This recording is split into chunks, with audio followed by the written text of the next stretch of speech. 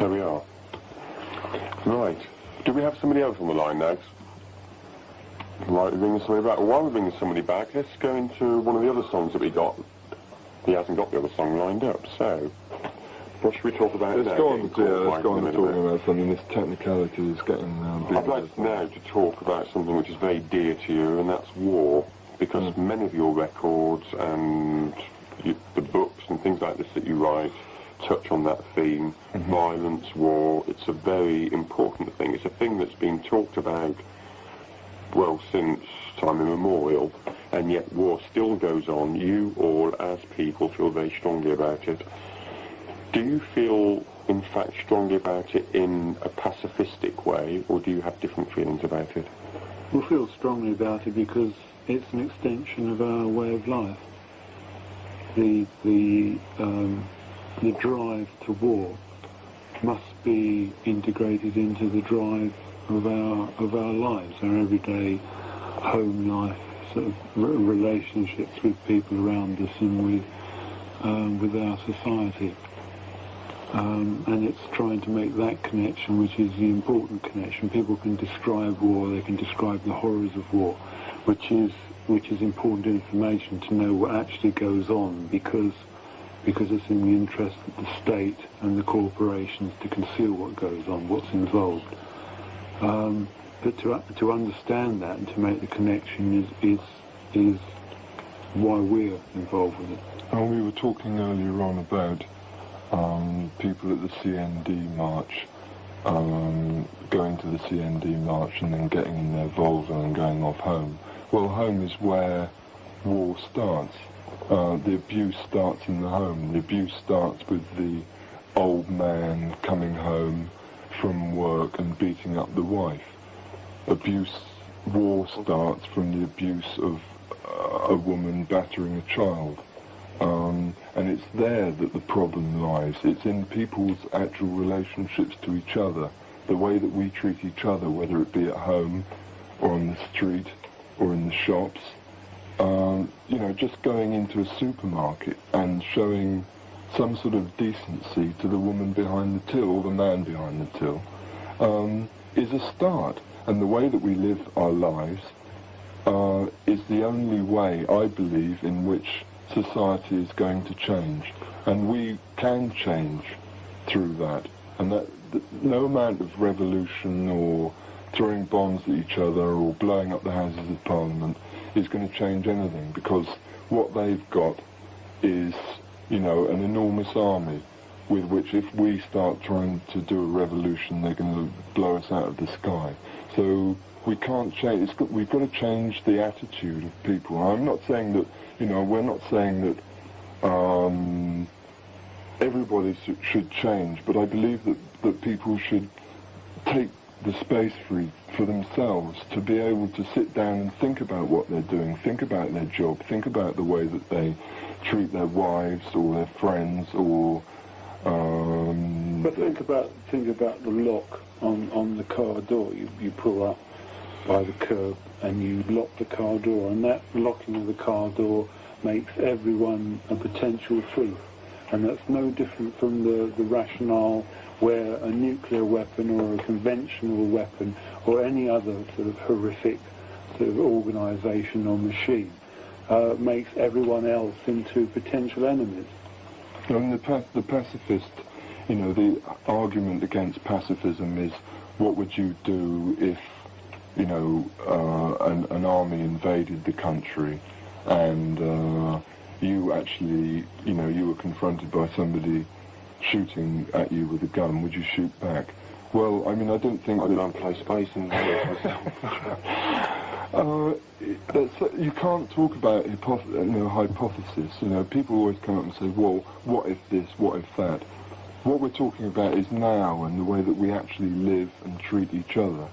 But the way you live and treat each other now means that when you walk out of this studio and go downtown sort of in an hour's time or something like that, that you could find somebody beating the hell out of somebody else down on West Street or something like that You can't just walk by and say, well, peace, man, love, and all this sort of No, you understanding. take responsibility for it and try to stop them. I mean, I find it really But funny. how do you try and stop them? Unless you resort to violence yourself. No, it's not violence. I mean, I'd call myself pacifist, but I'm not prepared to be abused by anybody for that. So if someone punches me, if the only way I can escape from that is to strike back, then I'll do it. But then wouldn't that be justifiable violence? No, it's not a fight with violence. If I've got to survive, if I've got to survive that sort of punch in the face, then I'll do what I can to survive it. Because my life is just as important as that person. That person that's striking at me has got no right to strike at me. But then there are people who will say that England went to war in 1945 to stop people in Poland. Well, England went to war in 1981. England went to war in 1981. But weren't they also protecting somebody? England time is 30 years, could possibly have been used to find a different solution to that problem. And I'm convinced now that the truth is seeping out about the Falklands that it wasn't that a solution that was peaceful couldn't be found. It was because a solution that was peaceful wasn't wanted. Well, it's funny you should say England went to war in 1940, whatever it was, 1930, when Oliver Cromwell went to fucking Northern Ireland in whenever it was, and he's still bloody there, butchering in the streets. So, I mean, don't bring up, past histories to try and sort of fob war off, because it's still going on, and it's been going on for all those years. War through time immemorial has been a constant in existence and a constant confirmation of what it is that is surrounding us, where we live. I mean, war is confirmation of that reality. This is what we were saying on the last record, in fact. And until we can actually get together and develop our own way of life, our own reality, then we're trapped within that, and there's nothing we can do about it. It's no good saying, purely ban the bomb, because that's going to change nothing. We've got to change the attitude, like I was saying earlier, I think. I just find it hilarious, like when I was at school, teachers used to say, isn't it disgusting, two boys were fighting in the playground, isn't it disgusting? Well, those two boys, one of which was, me, got caned in the headmaster's office. And it carries on. It carries on throughout your life. Now we've got somebody else on the line now. Perhaps we can just see what Sean has to say to us. Hello, Sean, are you there? Yeah. Hello. Do you know when RF are coming back to Sheffield? We are in Sheffield. When you're doing a gig? At the moment, we've got quite a lot of problems with gigs because of the sort of records that we've been putting out. Especially this last, How Does It Feel to Be the Mother of a Thousand Dead, has created a lot of problems with the authorities. And it's meant that, for instance, on the last tour we did, we had 14 dates set up. 7 of those got cancelled as a result of the police sending a notice around to all the local police stations in the towns that we were playing, saying, watch out for Crass, try not to let them play here. So it's very difficult at the moment for us to organise a tour and know that, like the week before we go out and do it, it's not all going to be cancelled. So at the moment we're concentrating on the label and a lot of stuff that we have, like sort of 400 letters a week or whatever to reply to. And then after Christmas we're going to try and set up another tour. I expect and hope that we will be able to come back to Sheffield. Well, in Sheffield, the lead mill where we played a little while ago has become almost impossible to have punk gigs on because of the conditions imposed by the people organising the lead mill.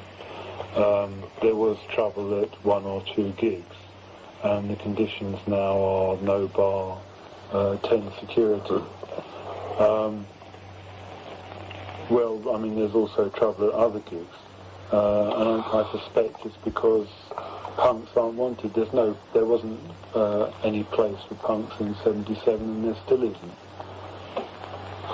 So it's difficult to arrange gigs. I mean, we keep trying. But I mean, it's easy to arrange gigs in the standard way of doing it.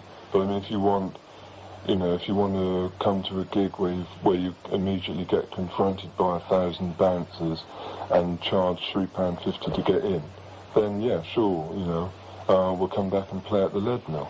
But we aren't interested in playing those sorts of gigs. We want to play gigs where we don't abuse the people who come along to see us, because that's not what we're doing it for. I mean, the Lead Mill was a great place to play. Yeah, it was a great place to play. I mean, but whether or not we'll be able to come back here, I don't know. Yeah, so if you know of anywhere we can play, give us a ring. That's the same. I mean, if anybody out there knows where we can play, get in touch with us and we'll come and play there.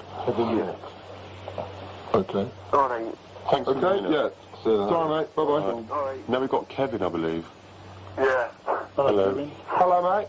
Now then, I'd just like to ask you, I like Crass, right, but when we saw you at Hull Yeah, a bit ago, I can't remember when it was, but it wasn't too long ago, yeah, I had this little autograph hunting mate yeah, who kind of goes for all the autographs of these so-called punk stars, yeah.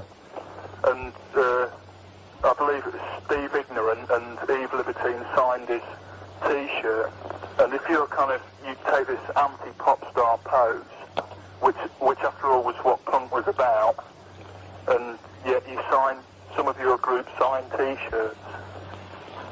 Come on in, Steve. Yeah. Spencer. What about it? All right, well, at that particular gig, I remember who the bloke was. I mean, I had 2 T-shirts thrown at me, one of which I put on because the one I was wearing got wet, so I put it on. And then the bloke came up afterwards asking for me and said I could keep it. So I said, all right, I'll keep it then. Because I'm white, I'm always glad to get clothes. Then he came back later and said that he wanted it back. And then, I said, well, why do you want it back? And he said, well, because you've been wearing it. So I said, well, what's so important about me wearing, this T-shirt that you've given me anyway? And so we got into a really good conversation. And then at the end of it, he said, well, can I have your autograph? And I said, why?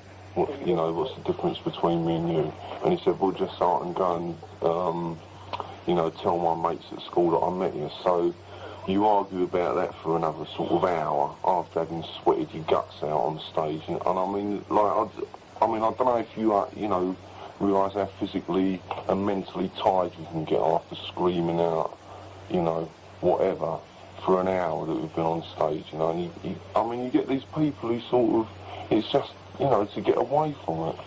So, as far as I'm concerned, it's not, it doesn't matter what bit of paper I write my name on, or anything. I might as well pick up a dog in off the floor and give it to the bloke. But surely you should just be like, say, if you're going around with that attitude, surely my autograph should be just as valued as Well, yours. it is. Yeah, it's the bondage. Your name is what you're controlled by, and it's the name that you'll be controlled by the rest of your life. That's what we're caught with. And if someone, there's 2 reasons. Yeah, but the thing is that, I don't think you can make, I just don't think this, Kevin, you can sort of realise the sort of people who sort of hassle. So have your name on a bit of bloody paper. The thing is, there's a whole mystique built up about people coming to get, pop stars' autographs, which we don't agree with. If somebody comes up and asks for our autograph, and we can say, what do you want it for? I'm no better than you are. Why do you want to put my name on the wall, etc., etc. If that then develops into an exchange of ideas, people actually talking to each other on a one-to-one basis, then perhaps the meeting has been of use. But if people insist on getting autographs, then what can you do? All you can say is no, and walk off, which is abusing them through people having abused you. So, if I were to come up and to demand for like 2 hours, which often happens, to have your autograph, what would you do? Yeah, but Crass goes through the pains of talking to their audience. Yeah, that's right. They should express it more, but, There's 2 reasons why people... There's 2 reasons, I think, why people want people's autographs. The first one is to open a conversation with people in the band, which is good. I mean, because you get beyond that limitation and you can start talking to people. The other reason is to trap us.